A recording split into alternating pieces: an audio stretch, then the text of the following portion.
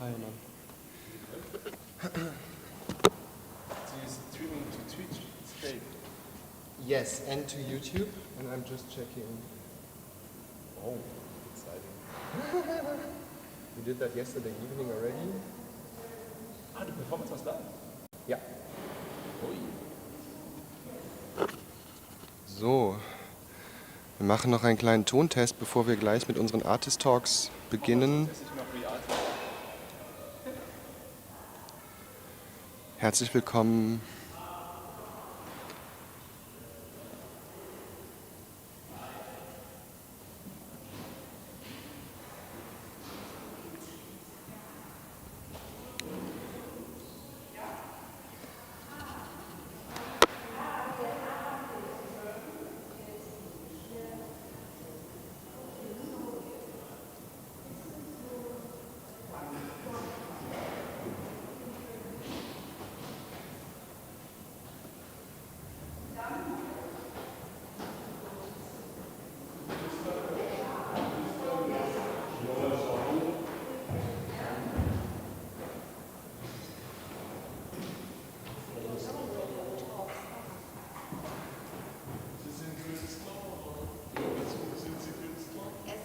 Ich bin ein Künstler, ja. Wissen Sie, wo die Talks stattfinden?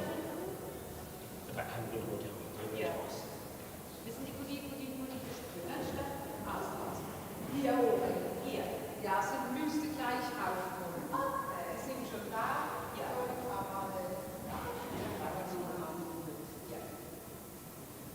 In der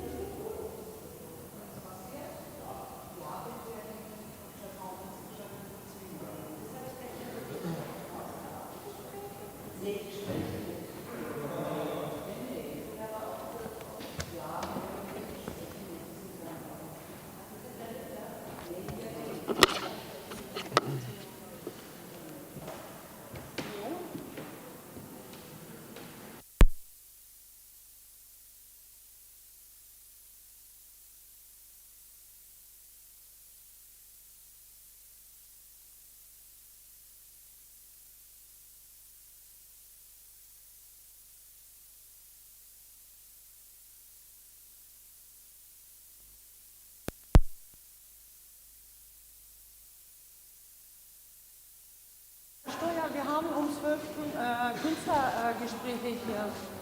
Es wird live gesendet. Wie lange brauchen Sie?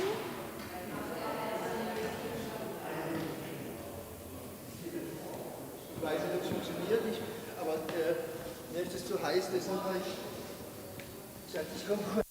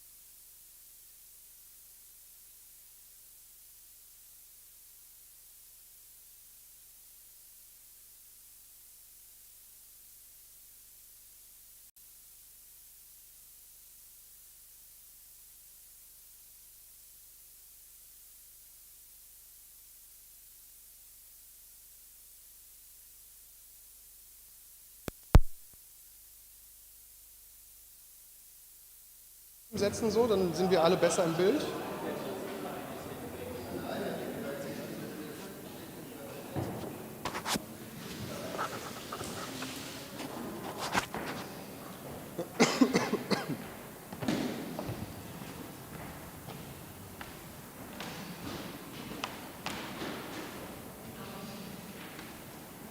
Möchtest du 2 Worte sagen, Tine? Wo ist es hier? Wir können uns hier so einfach, so dass wir gut in die Kamera irgendwie vielleicht sichtbar sind. Läuft es schon? Ja. Und der Ton ist auch schon an. Man hört dich.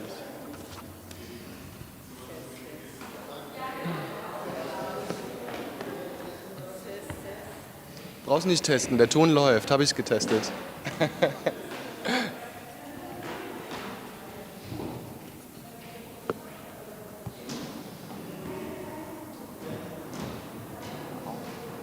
It's very nice.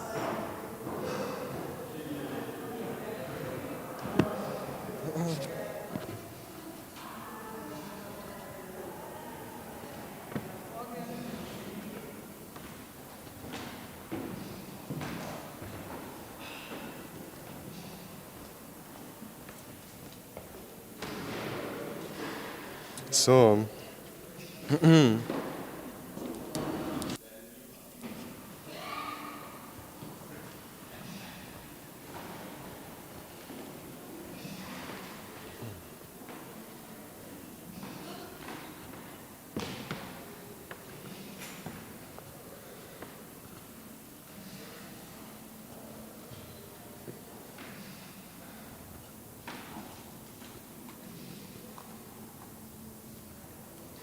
Herzlich willkommen im Tempel. Wir haben gestern feierlich mit der Performance von Ayman Zedani, der den Tempel auch gedacht hat.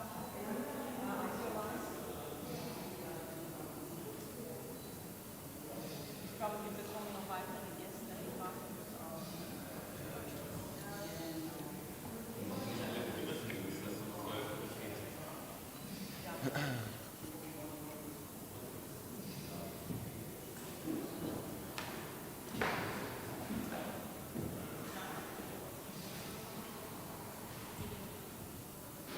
So, nochmal herzlich willkommen.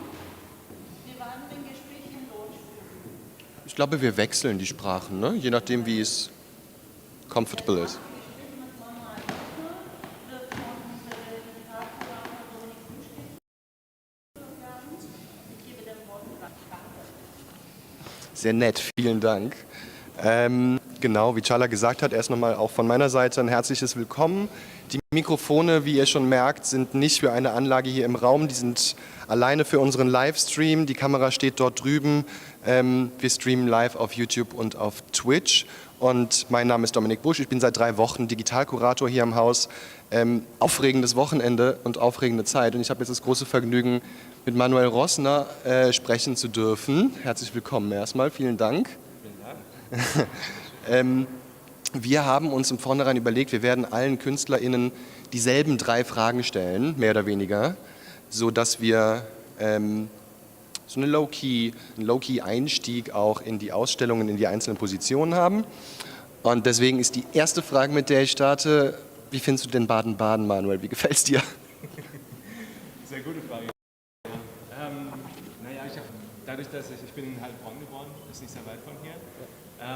Kenne also die Region eigentlich ganz gut, aber ich war tatsächlich das erste Mal in Baden-Baden über die Einladung von Chala und Adnan, was mich natürlich sehr freut. Und ja, für mich ist es deshalb ein besonderes Verhältnis zu dieser Stadt und ich freue mich sehr, hier an dieser Ausstellung teilzunehmen, weil das Thema, die Inhalte sehr wichtig sind und sehr präzise auch hierfür zugeschnitten sind. Präzise auf die Stadt zugeschnitten, meinst du in dem Moment? Genau, auf den ganzen Kontext und ja, deshalb bin ich sehr gespannt und überrascht, wie es weitergeht. Ja. Ja, definitiv. Also sind wir, glaube ich, alle. Und wir haben gestern Abend die beiden großartigen Performances hier im Tempel von Erst am Montag und draußen im Park von Grada Quilomba schon gesehen, die sehr spezifisch sich mit dem Kontext hier auseinandersetzen. Wie würdest du hast deine Arbeit ist einen Raum weiter installiert. Das ist eine VR-Brille, also eine HMD, das von der Decke hängt. Und wenn man es aufsetzt, befindet man sich in einer virtuellen Rekonstruktion dieses Raumes und des nächsten Raumes, in dem eine riesige virtuelle, du sagst ortsspezifische, Site-Specific Virtual Sculpture, also ortsspezifische virtuelle Skulptur zu sehen ist. Wie situiert... Ja, ich versuche nur nicht so sehr zu brüllen, damit es nicht... Okay, mache ich gerne. Also nochmal, Manuels Arbeit ist im nächsten Raum installiert. Es ist eine VR-Brille, ein HMD, das von der Decke hängt, eine Oculus. Wenn man diese Brille aufsetzt, dann befindet man sich in einer virtuellen Rekonstruktion dieses Raumes und des nächsten Raumes. Und in diesem Raum befindet sich eine riesige, blaue, gewellte Skulptur, die auch die Wand der Kunsthalle durchbricht und in den Außenraum durchsticht, wenn man so möchte. Meine Frage ist jetzt, wie situierst du deine Praxis und speziell die Arbeit, die du hier installiert hast, innerhalb des Ausstellungskonzeptes, innerhalb von Nature and State? Ja, also meine Arbeit, vielleicht noch ein, zwei Worte dazu. Ich setze mir diese Brille auf und sehe dann eine virtuelle Version der physischen Welt und nehme dann meine Hand und zeichne quasi etwas in diesen digitalen Raum, der dem physischen Raum ähnelt. Habe ich an verschiedenen Stellen gemacht und ich setze mich dann gerne auch mit den Räumen natürlich auseinander, die es vor Ort gibt. Ich werde oft gefragt, hey, wieso muss man diesen physischen Raum nochmal ins Digitale bringen? Und ich denke, es ist wichtig, einfach um diesen Kontext, in dem die Arbeit entsteht, nochmal aufzugreifen. Die digitalen Unternehmen starten gerne mit Blank Slate und sagen, hey, wir haben jetzt das tolle neue Ding und vergessen dabei viel von der Geschichte. Und damit habe ich mich eben hier vor Ort auch auseinandergesetzt und dann auch dieses Gebäude ein bisschen angekratzt. Also zum einen eben die Frage, wo findet das Digitale in den Institutionen in Deutschland statt, aber eben auch, was ist das denn so ein Gebäude und aus welcher Zeit kommt das und wie verhält sich das jetzt zu diesen neuen Technologien. Zum Thema der Ausstellung gibt es eben auch in diesem Raum, in dem Technologie entsteht, sehr verschiedene Gegenpole. Also es gibt so diese Ethereum-Krypto-Community, die von Unabhängigkeit von Staaten und neuen Welten, die aufgebaut werden, spricht. Aber es gibt eben auch die, ich weiß nicht, wer da die wichtigsten sind, aber eben von den Milliardären diese Unabhängigkeit von Strukturen, die dann irgendwelche Offshore-Länder bauen. Ja, ja. So. Und deswegen finde ich, passt es sehr gut in diesen Kontext. Ja, dieses Spannungsfeld von beiden Richtungen. Die Peter Thiel-Community, so ein bisschen, ne? Dieser ganze Bereich, ja, ich verstehe. Ja. Der Moment, in dem die Skulptur quasi aus der Institution herausbricht, ist das so ein bisschen kunstgeschichtlich gefragt, ist das die Institutional Kritik, ist das eine disruptive Praxis oder eine destruktive Praxis? Ist es ein Anschluss vielleicht auch an das Verständnis, das hier in der Kunsthalle herrscht, so eine Öffnung vielleicht auch des Kuratorischen? So von meiner Herangehensweise, ich sehe mich tatsächlich eher wie so eine Art Bildhauer, der mit der Materialität des Digitalen umgeht, was dann in dem Kontext ein bisschen komplex ist, weil Algorithmen sich natürlich immer verändern, aber ich schaue mir eben an, wie wird Technologie produziert, wo kommt sie her und das sind eben Games ein wichtiger Punkt oder Special Effects und das sind eben diese Industrien, die Möglichkeiten, die ich auch habe, bereitstellen. Also ich glaube, für die Kunstwelt würde die Oculus nicht entwickelt werden. Und ich versuche eben aufzugreifen, welche Gedanken und Modi dahinter stecken, wie diese Technologie verwendet oder vorhergesehen wird von den Produzenten. Und klar, in dem Kontext, in dem ich sie jetzt setze, diese Möglichkeiten, entfalten die natürlich eine ganz andere Bedeutung. Und diese Geste eben einfach mal ein Loch in die Wand zu machen und zu gucken, wie man da eben mit diesem Gebäude und dieser Geschichte umgehen kann, fand ich sehr passend, auch um mal drüber nachzudenken, woher die Ursprünge und die Gründer und die ganze Geschichte dahinter kommt. Super, vielen lieben Dank. Ich hätte nur eine letzte und sehr praktische, pragmatische Frage. Wenn ich das HMD im Nebenraum, also die virtuelle Realitätsbrille, die VR-Brille aufsetze, die ist mit so einem Drahtseil installiert und ich kann nicht besonders weit laufen. Aber wie kann ich mich in der VR bewegen für diejenigen, die vielleicht nicht so mit dieser Technologie vertraut sind? Wie funktioniert das? Genau, man setzt die Brille auf, findet sich dann an derselben Stelle ungefähr wieder und dann sieht man seine Hände. Das ist auch sehr spannend, weil also das erste Mal, als ich das gesehen habe, kann wirklich die Finger übereinander legen. Das ist total präzise. Und dann gibt es eben diese Geste, man macht so ein Oh. Wenn man dann Richtung Boden schaut, dann sieht man ein Ziel, wo man sich dann hin teleportiert. Wenn man dann die Finger wieder auseinander macht, landet man an dieser Stelle. Super. Also ein bisschen Übung, aber eigentlich total spannend. Stimmt, ich habe es auch nicht sofort rausgefunden, aber es ist tatsächlich dann, es funktioniert auch ziemlich gut. Also nicht, wenn man das Ding aufsetzt, losrennen und dann hängen bleiben, sondern so wie Manuel es erklärt hat. Dann vielen herzlichen Dank für die Beantwortung der Fragen. Dankeschön. Ich reiche mal mein Mikrofon weiter an Shala. I would like to do a short English summary of what you have spoken, while we have some guests who cannot understand German, so like Ipek and others. So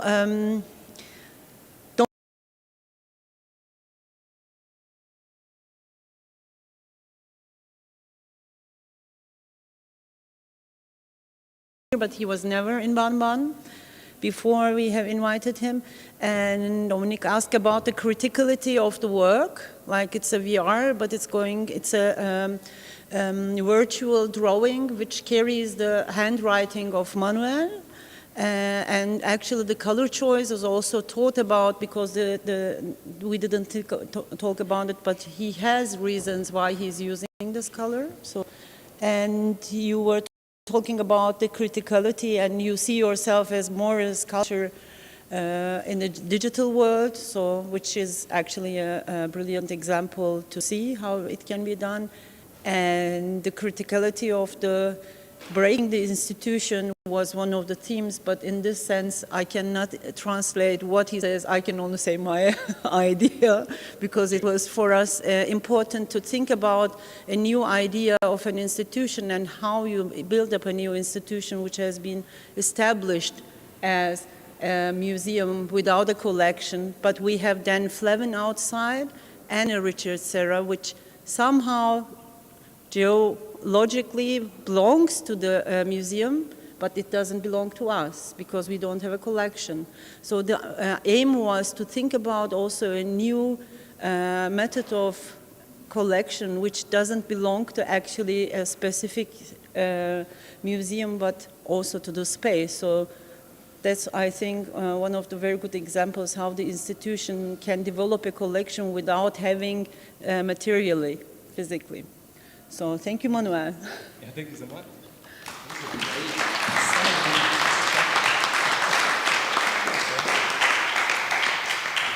So I'm checking who is next, because it's a bit chaotic program. We have so many artists, and some are leaving today, some are leaving tomorrow. So, Anya, thank you.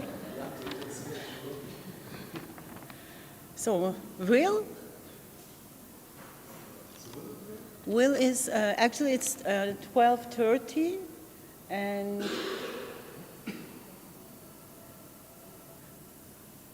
so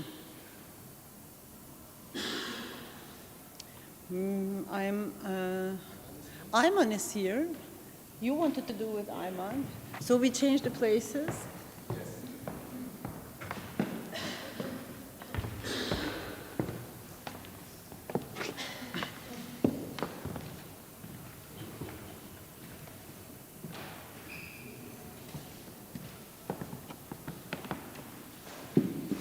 Hi, Ayman. How are you? I'm fine. It's so nice to have you here. I mean, we opened yesterday, so we're very happy about this talk. I will start with exactly the same question. How do you feel here in Baden-Baden? First of all, hey to everyone, and it's great to be here with all the great, works and experience that we've had so far in Baden-Baden. Initially, when I came for a site visit, I think a while ago, I was really struck by the sort of contrast between, the town and also like the region of the Gulf where I'm from. And the idea was like to sort of like bring a piece of the desert to Baden-Baden. That was like sort of like at least the attempt to bring that and bring with it like some of the sort of like experiences and the investigative stuff that I've been looking into, which is in general usually goes in, the relationship and dynamics between the human and more than human worlds, mostly in relation to the future of the planet and the loss of biodiversity, but focusing specifically on the, the Gulf region as a case study for these sort of like, concepts and ideas and amplifying those micro experiences into installations and probably like, make people reflect on the human effect on the planet and the future of the Earth. Okay. Wow. I mean, your work is really stunning, and like the first time I was actually encountering your work, I was asking like myself, is the desert for you actually a potential way for a new human future? Like, is it possible for us as a society to learn from the desert and from desert life? So the interesting thing about the desert is it's sort of like the set in which everything has happened, or like everything happens, and by which I mean the past, the present, and the future. It's the place where like it seems like it's relevant to any time. It's almost like it's timeless in some sense. And for me, like I'm looking at the desert as also like the type of environment that is very hostile to us as humans. But it's also like the only sort of environment that is able to do that, to combat sort of like it's almost like an equal plane when you're in the middle of the desert. Right. But most likely the desert would win. So it's quite like an interesting place to look at, but also like it's, for me, is, looking into the biodiversity of the desert, because the desert has its own vibrant, bioclimate that nobody really sort of usually think about. And one of those is basically what is being represented in the artwork here, which is like this type of parasitic plant that relies on, just different ways of surviving in the desert. Okay. But your work is also a composition of like a dialogue between many elements. And for you being here in this exhibition with so many artists, is this like for you actually a connection of your work and also a transition from your work to the Kunsthalle and to the other works? Like, yeah, so I think the whole exhibition sets this tone of like being theatrical in some sense. I mean, from the entrance to the exhibition, like you're sort of like met with this tone that this is the direction of how things go. And I don't really feel, there's definitely the work is bleeding into each other in some sense. And it does feel like it's actually one big installation. The synergy between the works is fantastic, and just like really, I've never been in an exhibition where like all the works seem to be dancing together peacefully in some sense. Yeah. All right. So being here in Baden-Baden and also in the Kunsthalle, like we were talking about the desert being like the foundation of your work and of your research. Like going to the plants, the Chistantia tabulosa. I'm having a hard time pronouncing them. Your first encounter was in the Alula Desert, right? Where in the like close to the tombs of tombs of Hegra, exactly. Yeah, because I was part of a project a while ago, and I had to spend a lot of time in the desert, almost away from even like cell reception. And I saw these type of plants that really caught my attention, and as I was looking for more information about them, I realized that they are a group of like parasitic plants that relies on horizontal gene transfer, in which they basically acquire the gene of host plants to ensure the survival of their offspring. But in this process, they basically have accumulated like the DNA of all the desert plants, which makes them sort of an archive of the desert. which is why like I start calling them, you know, the desert keepers, or in this project, the keepers. So they do keep like, you know, an archive of the desert, and I'm just thinking of these sort of concepts and probably like as a tool to think about, like, you know, what could be learned from these tools, and, you know, at least, you know, for us, I guess. So it's like a question of ancestors, and also like for me it was also a dialogue between the past and the present, but also the future. So looking back, we learn who we are and where we come from, but it also helps us grow in a direction where we maybe can have a conceptual frame for an alternative like future. So Right. yeah, okay. Yeah, well, thank you very much. Yeah. Thanks so much.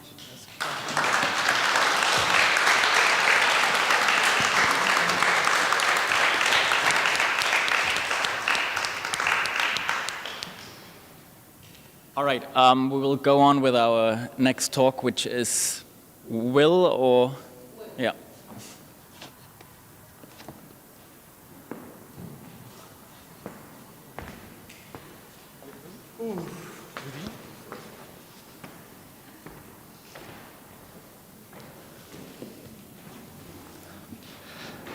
My questions will be very brief. Water. Fire. Wilfredo presented us a couple of proposals, unrealized proposals, in the very beginning of this conversation. And it was a variety, from imagining an uncanny queer place with its very strong politics of desire, then Forbidden Waters, with the title at that time, and also a continuation of what Will has been doing with sexual healers. Maybe we briefly define how you work with different research elements, with video artwork, performance. Can we define Wilfredo's practice to the general audience? We can try. I'll say my practice is a mix of different things in terms of the research and the material that I use, but also in terms of the mediums. In terms of research, I use a lot of personal narratives related with theory, but also like history in general, but also specifically the history of colonialism. I want to keep the thread with Ayman about ancestors. We welcome our audience with 200 history of control, slavery, and colonial power. And also, talking about water, you're also inviting people to consider water politics. What is the work downstairs doing? The work downstairs is doing different things at the same time. First of all, there's three major narratives that they are interwoven together. The first one starts with a young indigenous child who sets the historical framework of what we're talking about, and so Before the nation state. so this child explains in 2 minutes 500 years of colonial history from a Guatemalan perspective, but also what does it mean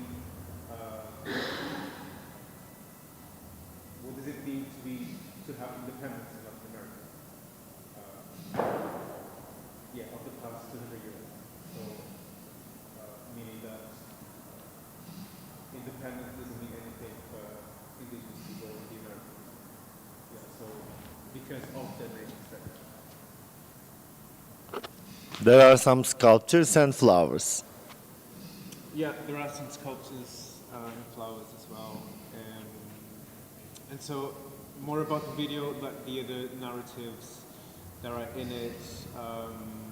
The second narrative after the young indigenous child is an imagined conversation between the water and the land in this lake in Guatemala that was polluted by a Swiss company.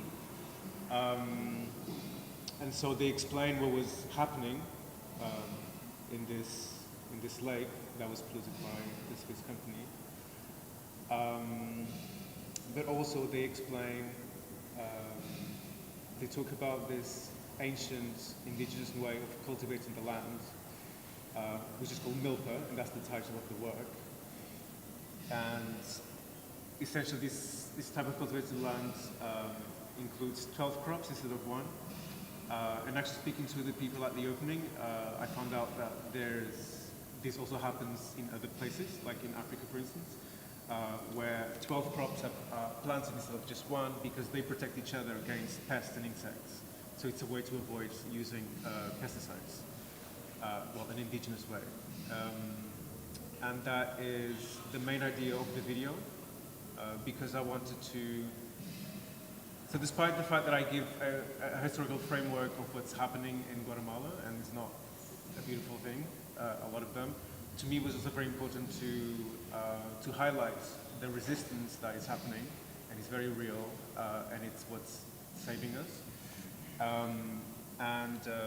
But also very importantly is to make connections between how indigenous ancient ways of living and cultivating the land, but also using that concept as a way not of just like literally cultivating the land, but also thinking and living with each other in a way that's collectively, with solidarity and diversity. And so, yeah, it's much bigger than just cultivating the land. It's also a whole way of thinking that is, you know, very indigenous to, well, in this case, to Guatemala. Not the last, and the last but not the least, one important thing, I think it's connected with this. We need to acknowledge Christina Leonard, who really contributed to the positioning of the work thinking through the architecture. And I think we should remember school kids making protests on the streets.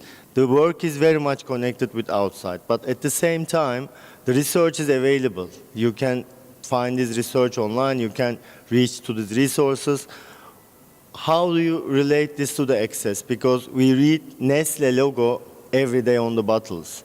I think this is very much related with what you are continuing with, the awareness, the solidarity, the activism that can jump not only on the street, not only on the newspaper and public, also in the art institution. So within this exhibition setting, what are our responsibilities coming from this research? What is the next for you? What is the next step for this work? For the work, I think there are, well, I'm trying to start conversations with this work, with the people featured in it, the people involved in it. But what was also very important, well, also what I learned is that what we talk about in the video is very much connected to many other struggles across the world. And so this is not like an isolated case, this is connected to the rest of the world. And so for me it would be quite important to somehow continue the conversation and continue like engaging with people who are protesting, manifesting, resisting in many different ways, physically, online. Are there some resources you would suggest us to click, to be part of? TikTok, I don't know. Yeah, like for me it was very important to like use this video from TikTok that as soon as I watched it, I knew I had to use it because, and actually personally I stopped using like news reports in my videos. I'm not so interested anymore because, I mean, all media news outlets, they're all biased. And so for me, it's more important to, I mean, if they're all biased, then I'd rather, in a way, go to the source rather than like have some media body feeding me news about like my own people, so to speak. To me, it was more important to go directly to the source, and people might not think of TikTok as a serious source of news, and I know there is a lot of misinformation, but to me it's very important, or it's more important to have this position whereby you're just questioning everything that you see, And you're not going to do that if you watch news, if you watch like a news report. You're just going to, in many ways, believe it. You know, it's supposed to be the truth.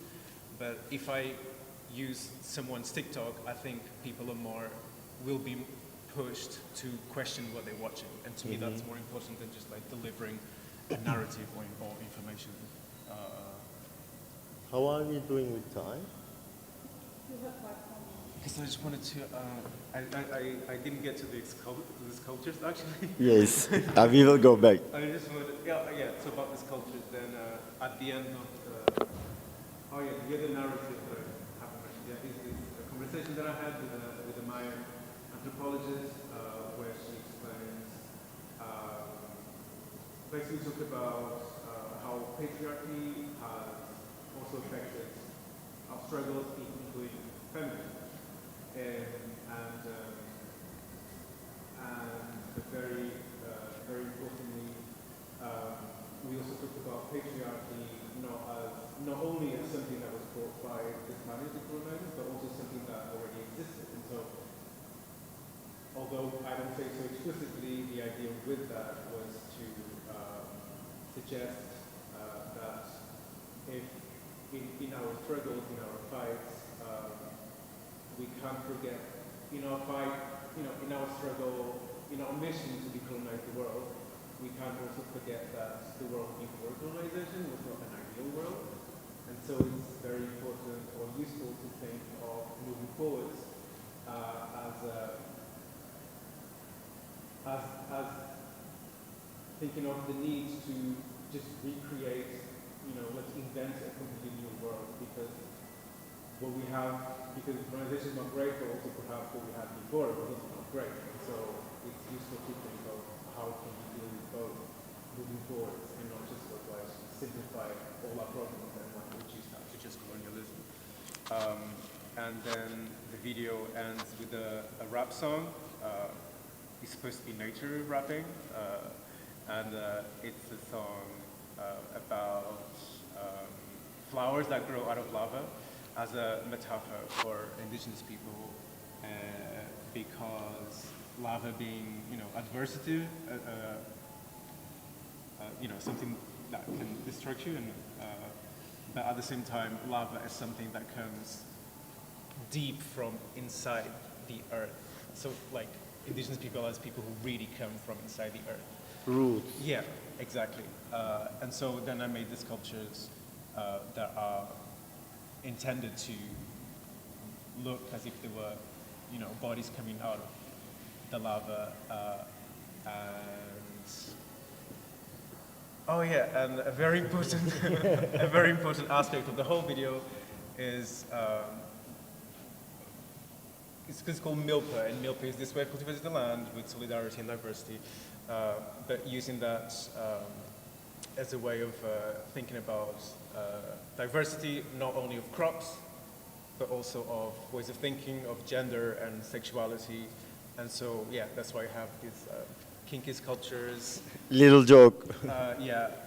So these sculptures are my interpretation of us, indigenous people, who are from the land, made of the land, we are the land, but we're also three-dimensional people. We also have kinks, desires. We are real people, and to me it was important to to stress that, we are alive and we have also sexual lives like everyone else, and we are real, not just creatures that fight because there's other things in our lives beyond just fighting. We are not soldiers. We're not soldiers. We are not soldiers. The little joke is, I like the connection with the architecture. It's a chamber divided into two, and you really activate, you define another entrance for us. And maybe to conclude, to wrap the discussion into a memory, starting with the history in Switzerland, but proposing a kind of methodic way of dealing with it. You suggest love as the first connection between people. But if we are talking about another future, not the colonial and not not decolonial, because we don't want to go back to what was there. Are you afraid of being recolonizing something? Like, can we depoliticize it and repoliticize it? Yes. Is it love? Is it love? Is it what is gonna change the world? If it's LOVE. Yes. YES. Yeah, but yeah, responding to your question about being afraid of Recall. yeah, that should be I mean that should always be a concern because that's what's happened historically, and so that should always be questioned. And I think the work is there, to make people question the work itself, but also like ourselves too. I know it's kind of like full of like narration and information in a way, but it's still there to be questioned more than anything. It's definitely not there to be another dogma or like teach you anything. It's just there to make people think. And that's also why it was important for me to kind of like imagine, nature having conversations rather than sort of like having like a news report or like talking about like a report or whatever. It's like, because I'm not so sure that we can think of the world as just like facts and truths. I think it's a bit more complicated than that. It's a conversation piece. It's a conversation piece. Thank you.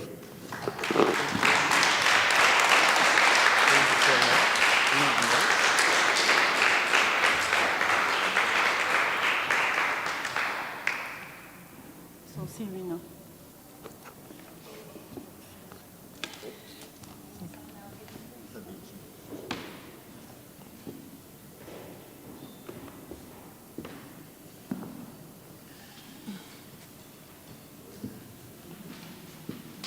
Hoppala.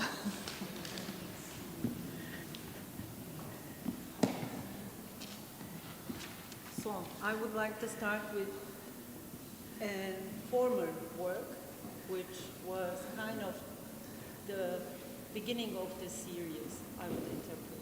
Like the story of this emptied words, I would like to start with. You want that I explain about the work?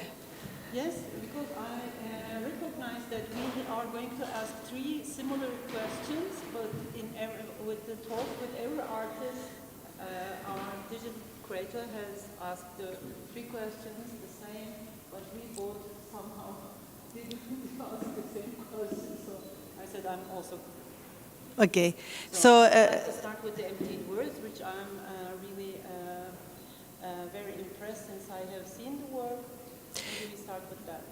Yes, the work deals with a series of maybe between 30 and 40 words and maybe 10, 15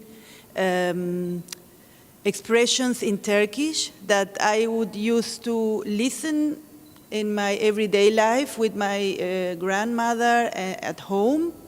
And in fact, I didn't understand the meaning, but it was, say, in a context. And since we are, my family are survivors from Armenian genocide, Turkish was, let's say, a very ambivalent language because it was their mother tongue, also Armenian and Turkish, but it was the language of the oppressor. So it was not well seen. Children were not allowed to say Turkish words or learn Turkish words. So, but I had all these words around me. And when I arrived in Berlin in '88, suddenly I began to listen in the streets all these words, and also in the shops to buy and blah, blah. And so I asked myself, they were so close, these words, to me, but at the same time, they were so far away. And they were like empty envelopes. The envelope would be the sound of the word, but what the meaning, it was so uncertain. So I developed this work writing the word with a punch, so the holes were building the word. But then, as I installed, they were, with the light, they will give a positive shadow. This is linked also to my mission to try to engage again with Turkey and also with the positive vibes that I got in this ambivalence. There were these negative vibes and the positive vibes. So the holes were, in that context, empty. Yes. So from the words that you didn't understand but always heard, you made these holes on this paper. And actually it's contrast, the negative and the positive side. You literally made it in the work. Then, how did we come to semantic fields? It's also an ongoing work. Yes, yes. Semantic fields began also very long ago. I did a translation study.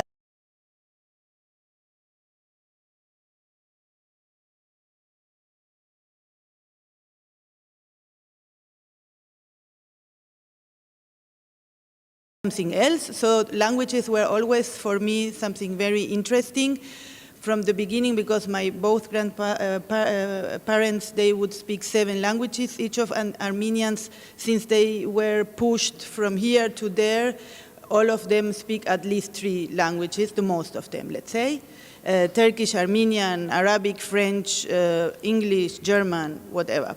So all these languages were always around me, and I did these studies.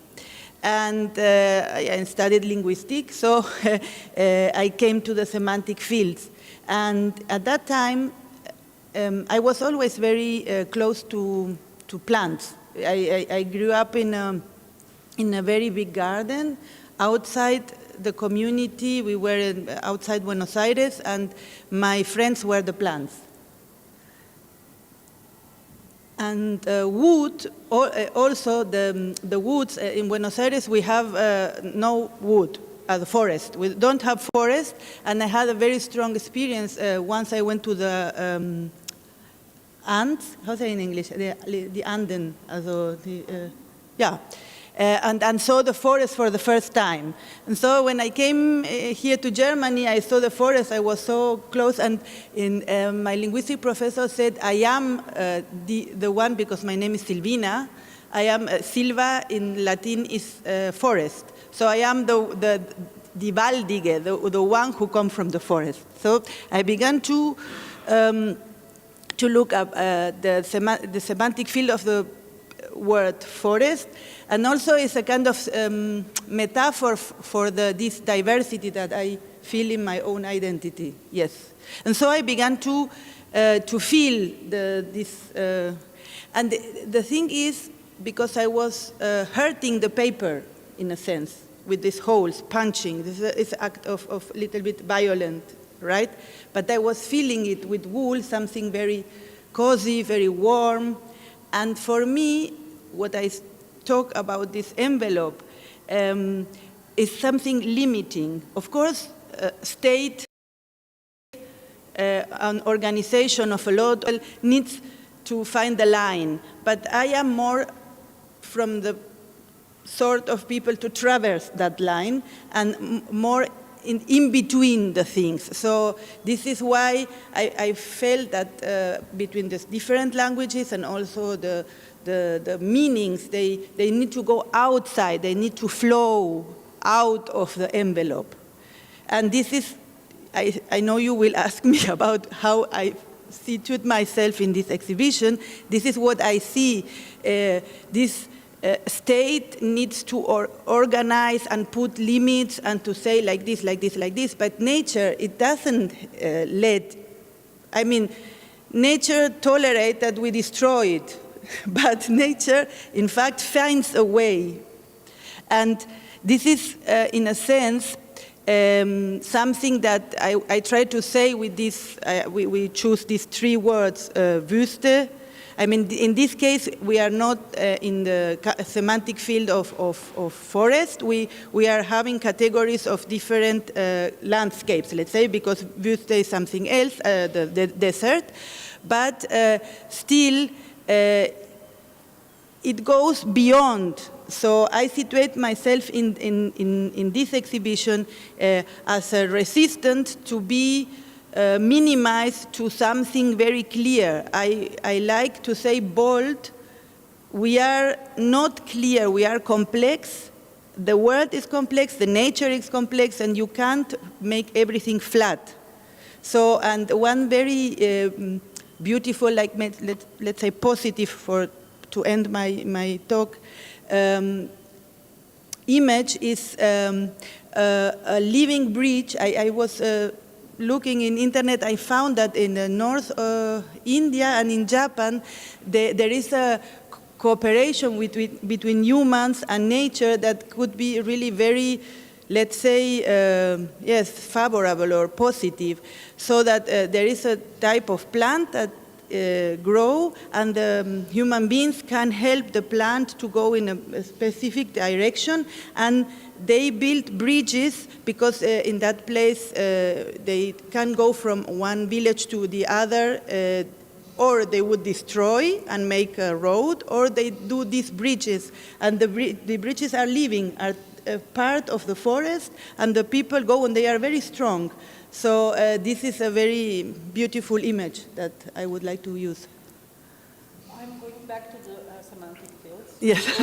Too far away because we want to actually how we want to work with you through this resistance of flowing was one of the main ideas. So when you were choosing the words for that, we were thinking about the different geographies. Like it's not only you're working mostly with how we define our nationalities, how the nation state has been built, which characters they have, and what kind of methods the state nation uses to build an identity.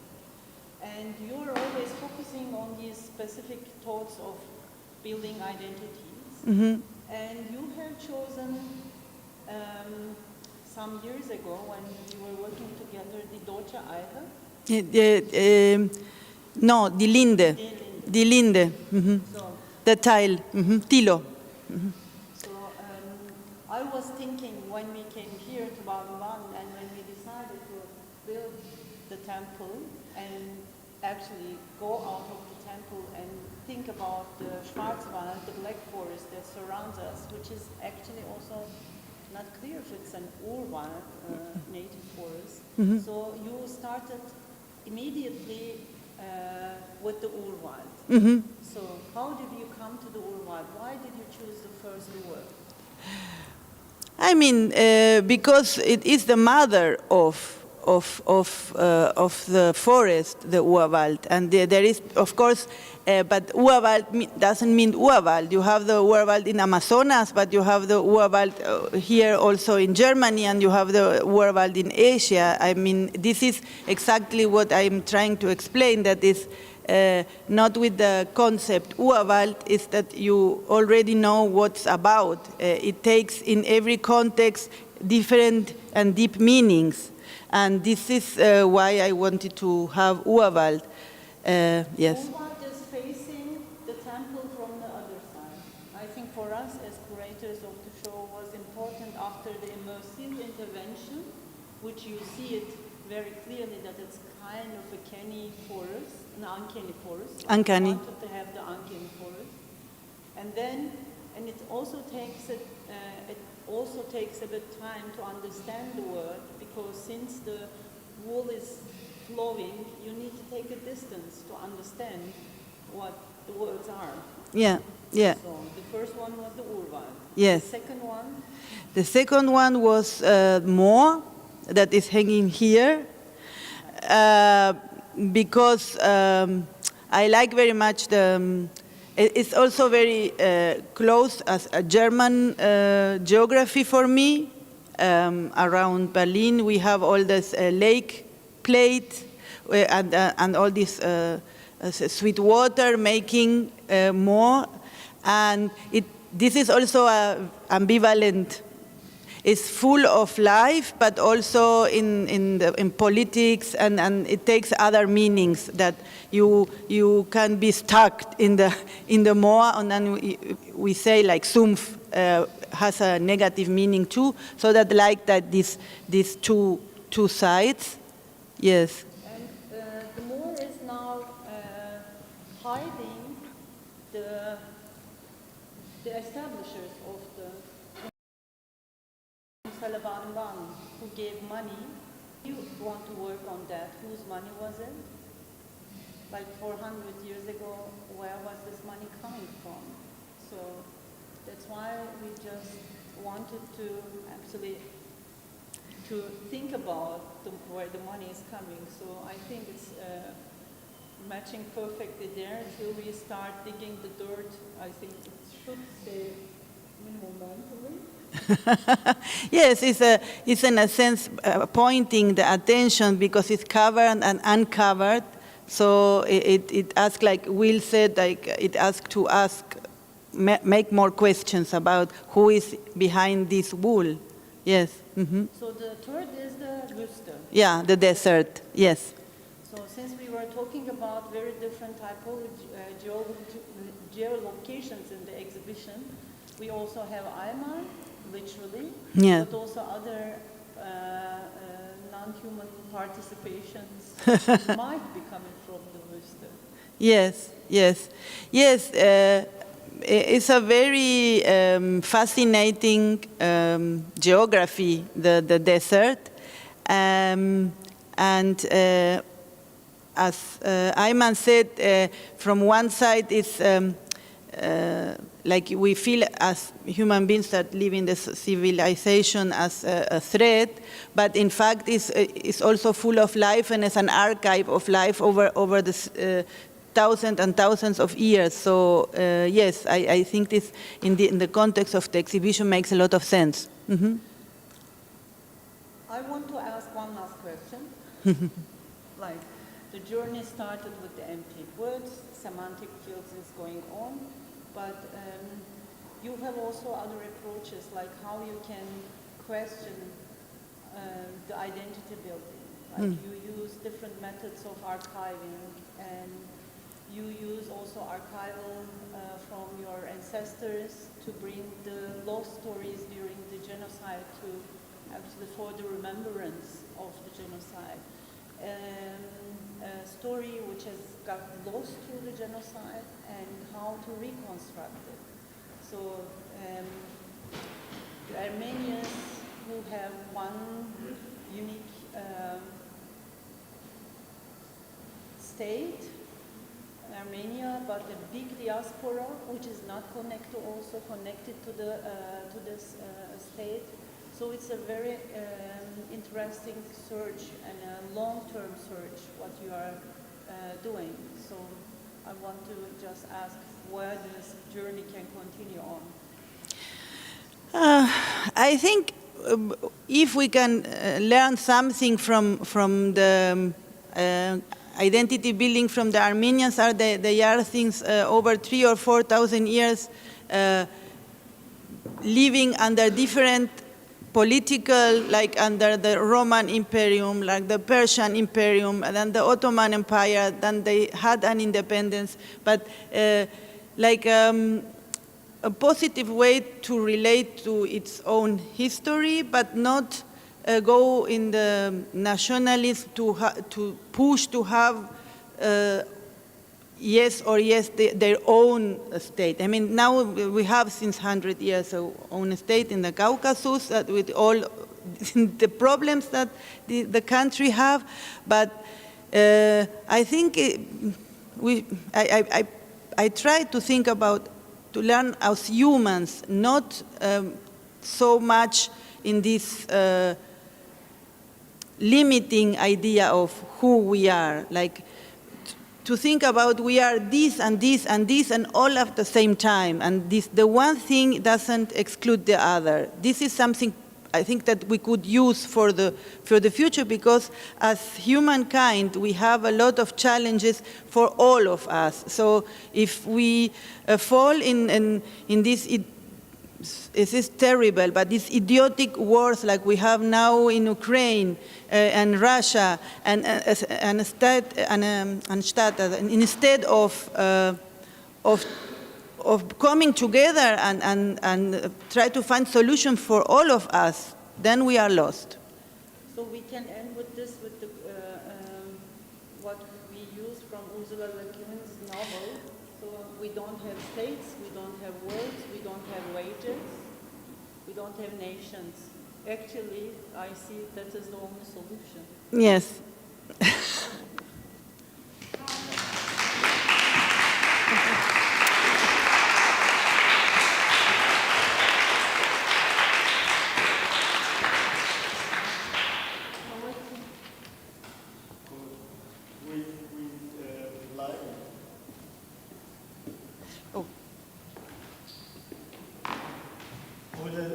Wait. Yeah, this is for you. This is for me, where I am going to sit. Oh. Sorry, I had to do this. Yeah, do it. No, you are sitting on the camera. Ah. Isn't this beautiful? I am the worst person to keep an order in any format. I will try my best. First, let's start with your very complex multi-layered practice. Yes. It starts with a performative idea. It ends maybe as an installation, as a sculpture, as a collage, as an object with hair. So you make performances publicly. You work a lot with textile. Yeah. There is a very good queer depth and uncanny space in your work. How would we know a work belongs to Kavachi? I want to thank you, first of all, everyone who are here. Actually, I really don't like bother myself when I am creating. So, because we have all the time, when we are also seeing an exhibition and coming to see the works, we have always bother. So we cannot touch the artworks or the pieces. So that's a bit makes me anxious. So I want to actually create intimate space for the people when they come. Even they don't need to be touched. They should feel it, this intimacy from the work. So that's actually how I try to focus on the notion of intimacy. Another possibility of a relationship with the audience. Yes. How did the liars come to the world? How did they appear? It's like us. You remember the TV series we had from 80s? Yeah. Coming exactly from another planet. Where do they come from? I think they come from. Okay, it's a bit complicated, but I will try to explain. The liars. There are people who cannot identify themselves as a part of LGBT community, but they practice same-sex relationship. And then the liars, actually, it's because the frog itself, it's always represent the change, transformation, and new beginnings. So the people who don't identify themselves as a part of LGBT community, but practice same-sex relationship, I don't see that they are lying. They just need times to transform themselves. So this takes time. And so then it's dedicated to the long processes of coming out. Yes, exactly. So that's how I started the project, and it is an ongoing project, and I really don't know where it will go. It's durational project, and here, for example, together with Ersan's performance, it's becoming living sculpture for me. So I'm really happy that this magic happened here. We are also very grateful for your generosity.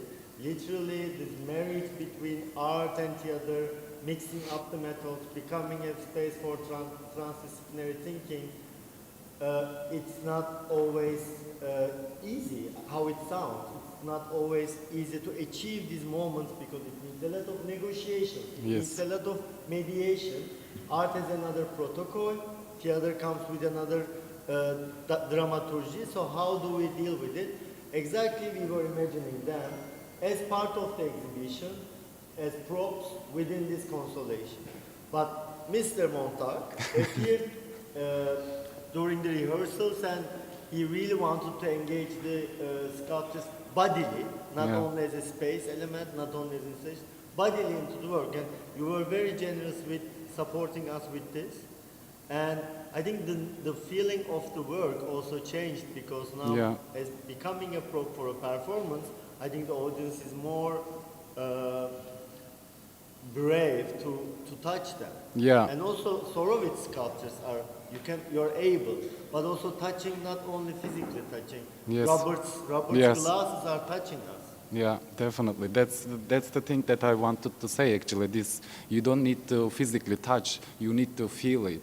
So, for example, the work that I am presenting in this room, I have two more works, textile-based textile collage.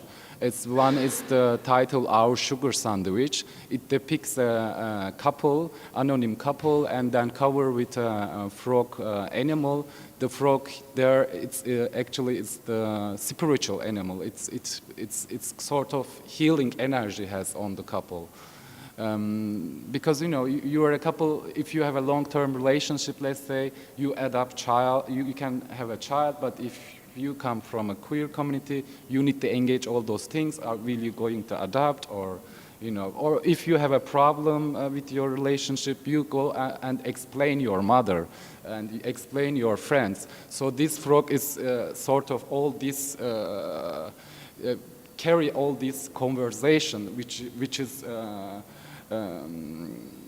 talking around the couple, which is yeah. I wanna talk a little bit about the place you live. Yeah. The exhibition, as Çağla and Silvina very nicely brought together, has a very specific understanding of place, location, geolocation, how we are making space. You live somewhere in Germany. Would you define where you live? And when we see work, we really see two different ways of being together, singular and plural, or a loneliness as an atmosphere in the work. Yeah. Where do you live? Actually, I live in a district in a north. It calls Oberfranken. Who are German, they might know, of course. It's called Oberfranken. It's the city Coburg. But after for a while, I moved to district, actually, in the countryside. Probably no one knows the name. I could say I come from nature in that sense. Yes. So, I mean, I think we all, during the pandemic, we all connected with the nature more deeply, because there was the only thing what we can do. We were all isolated at home. We touch the nature, so we get more connection. So, for example, the work "A Squirrel Whispered to Me, You Are Not Alone," it depicts again that there is a tent and you are in the nature, connecting with nature. So, somehow nature don't ask you who you are. It's just like accepts you. It's not like, it doesn't discuss with you, but it gets communication, somehow different communication creates. So that's why I really love that. I feel so peaceful. That's why I moved to this district, this countryside, actually, yeah. But when we are talking about producing an artwork, it needs so much connection, network, organization, transport, How is it from operating from that side? Is it slowing you down, or is it giving you another mental space to continue? Really a lot of crafts work. Give us a brief feeling of your studio. Oh, my studio currently is under renovation. It's a lot to do. But if I say, I mean, I work a lot, but I enjoy doing that. And then when it's come to network, we are living in a different world right now. wherever you go, you cannot be isolated. I don't believe that. That's just pandemic, I think, somehow proved that. I don't believe that we were really isolated in a mental. We had all the time connection. We hear from we have this Instagram, we have this Twitter, we have news. We are always connected. You cannot close yourself. So I don't believe that living in a small city that somehow creates this connection. And when we talk about the exhibition as a constellation of ideas, performances, acts, objects, also people and discourses, how do you position yourself? Do you feel good in this show? What are the reflections of the show after yesterday for you? And how would you see yourself related with the show, the reception of the work in Germany? I feel great actually. I mean, generally, I really feel so great being in this show, and I believe that not only the temple actually creates communication with these works here, but also other works really communicate each other. True. So that's really, I love it, being with the Nico in the same room, and it's so great. So and then you come through the other works, so I feel so proud of it being here. Maybe one, do we have still a bit of time? The piece that depicts the relationship with nature, a tent. Yes. And sometimes you want to see the stars in the forest, but still that tent is an element of civilization. Yes. And interestingly, this exhibition relies on the New Humanity, the book, which gave us a lot of perspective. Can we imagine this tent as a studio for you? Oh, my studios always change actually, because my practice also all the time change, because what I create, I don't see only that as a practice. Waiting is, for example, for me is also practice, because you do something, you wait, and then I cannot somehow separate only the creating artwork is my practice, but not the waiting. So it's all struggle, all suffering, all happiness, all joyful. It's becoming part of my practice. So the tent can be also practice. Yeah. Thank you so much. Thank you.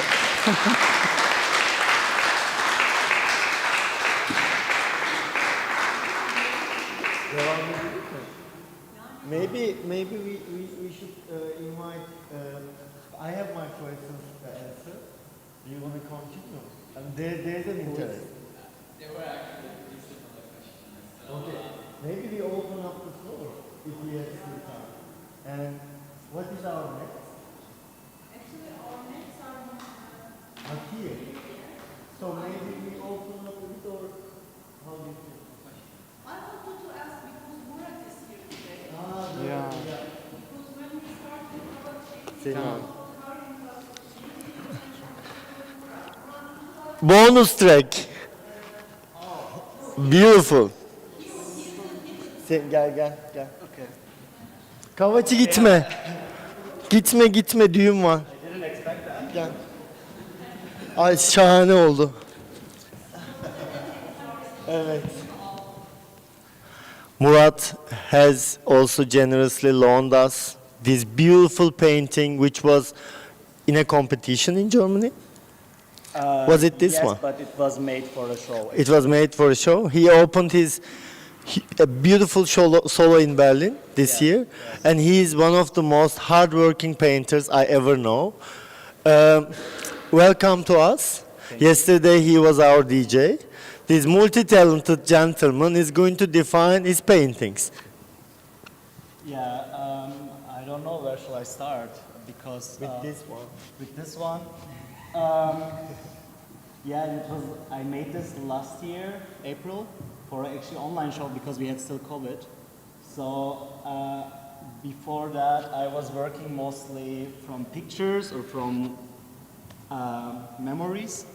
First time with this painting, I started to overwork paintings, like with layers and many layers. So Me- I mem- didn't knew what to paint. So Memories of orgies. no, not actually. I don't do that.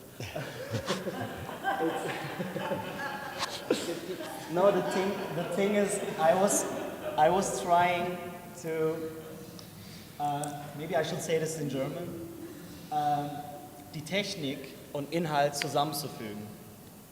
Die Technik als Malerei und die Inhalt, struggle, queerness, masculinity, all the stuff.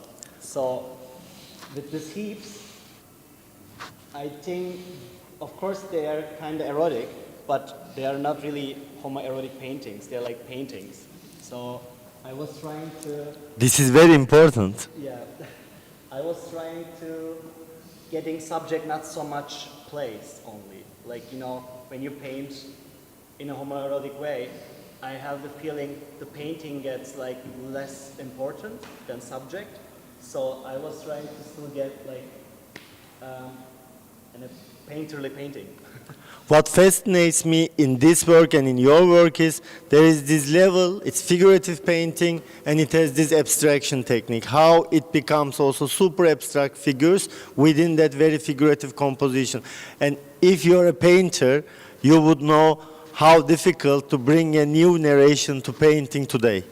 Yeah, yes, exactly. That's what I'm trying all the time. For that, I need to, how should I say?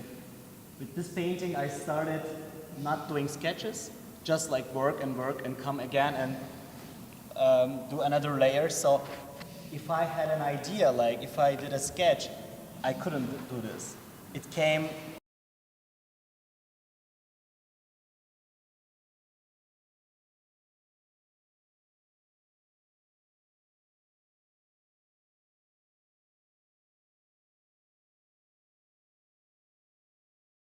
always different sizes and different, and each time they get more painterly because I can trust myself more, so I can take risk, so I don't have to paint them like till the end. Yeah. So you can let more gesture in painting. Yeah, but for me was a really important thing. It's not about visibility. It's not about like, oh, okay, we can like we can paint homoerotic paintings now. It's today possible. 400 years ago it was different. It's not my subject. I think it's already there. I'm still trying to make, as you said, another narrative in paintings, or not narrative, or just, yeah. Painting is such a time-based thing. We forget it. We see the surface, we talk about the technique. We always forget the time it's been made. And you also have a very interesting relationship with time. Within this frame, what would you ask to him, looking at his painting? I mean, maybe it's not a question, but I feel he shows very greatly the feeling of the otherness and emotional attachment on his painting. So it's just a comment, I mean, when I see his work, so it's not a question. But there are very clear references to masculinity. I mean, if they are not homoerotic, what are they? Yeah, of course, they are also, you can see them also as a homoerotic paintings, but it's just one part of it. So for me, they are like struggle of queerness and messiness of masculinity. I mean, it abstracts a lot of things, but as a human heel, we imagined it as a reference also to the surrounding of our institution. And interestingly, in 2013, Ersan Montag made a performance, and yesterday you have seen some part of it. Exactly bringing bodies together, breathing together. And I don't think you have seen this performance at that time. And exactly, like Egemen's piece also coming from 2013, Hale.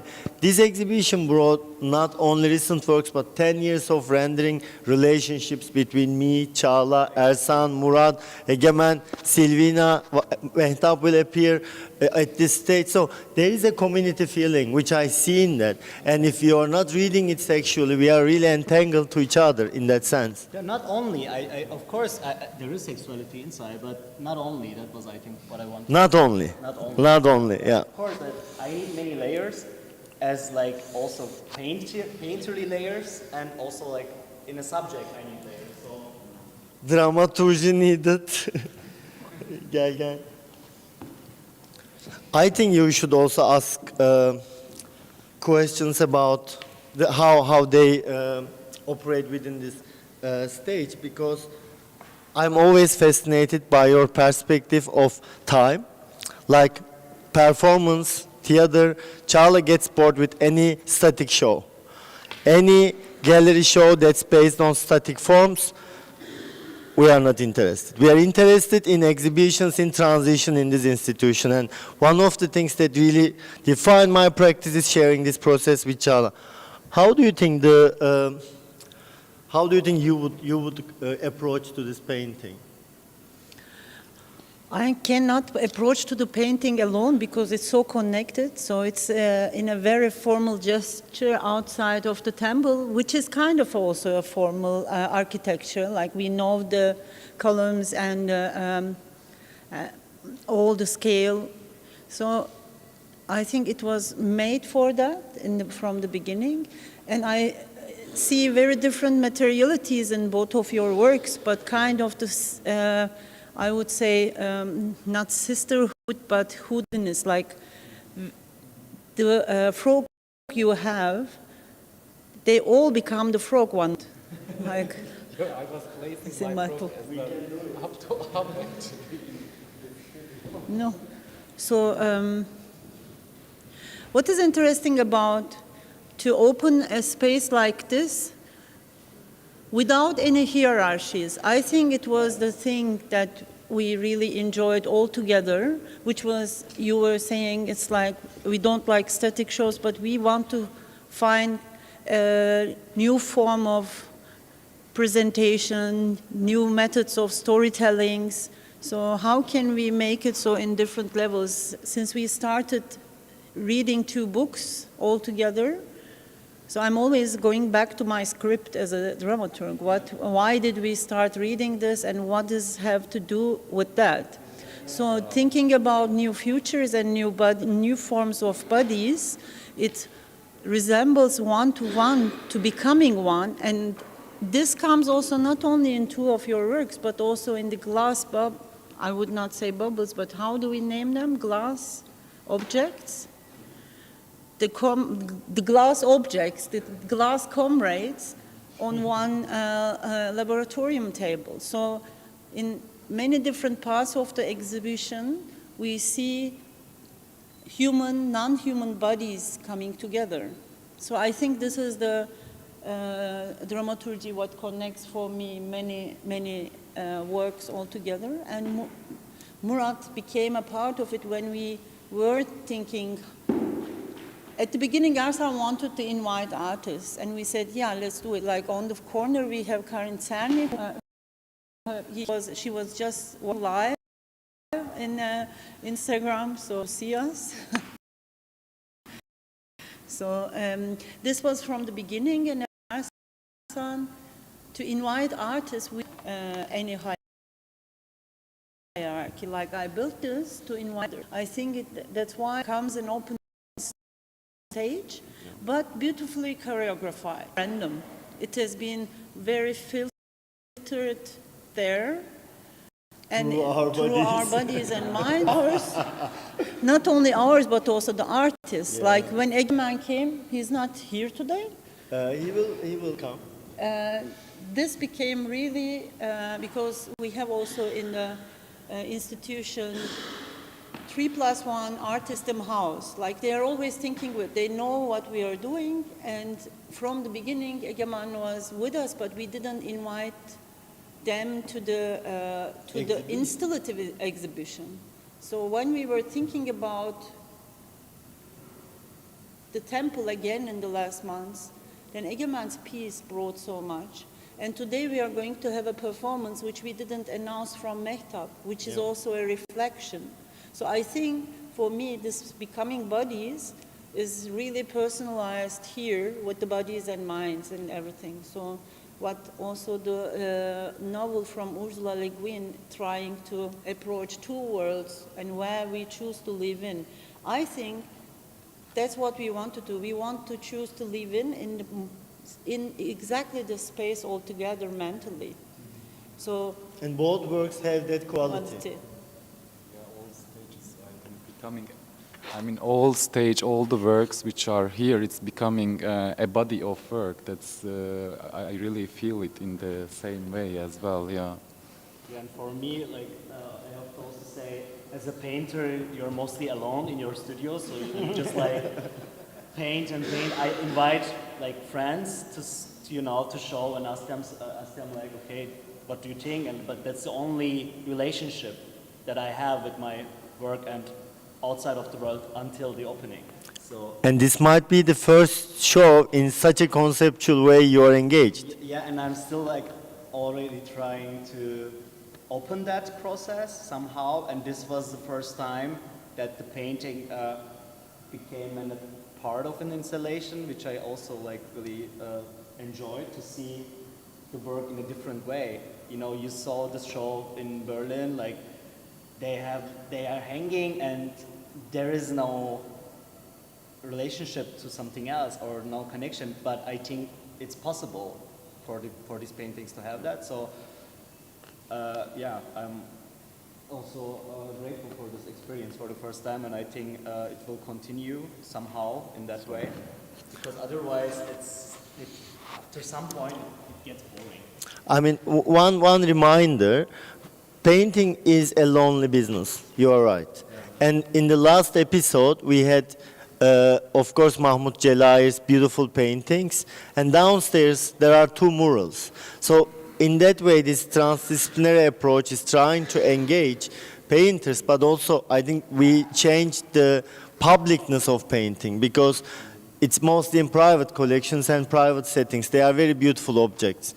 But as Ahenbach was coming from a private collection, it was the first public view after very long years. And it's very interesting with painting how you make it accessible, like water actually. Yeah, exactly. Like, I also think when someone buys a painting, it's just gone. If it's a different country, you never see it again. Maybe in 20, 30 years, if you have a big show, that's the only option. So it's weird. So no wages, no galleries. No collection. How we frame it, if we are going to slowly wrap it up, yes, maybe we reschedule our son when he's here. I would say at 3 o'clock there is the performance from Ersan Montag. We continue just before like... or after the Q&A. No, it's going to be too foggy after the... so let's schedule just half an hour before. At 2:30 we continue on with Girada and Ersan Montag. And tomorrow we have Robert, Nicole, Cansu, Mikhail, Christoph, Ipek and Sorovit. Are you all okay with this? Can we manage? Yeah. Okay, so tomorrow at 12, we are starting again. Thank you. Thank you so much.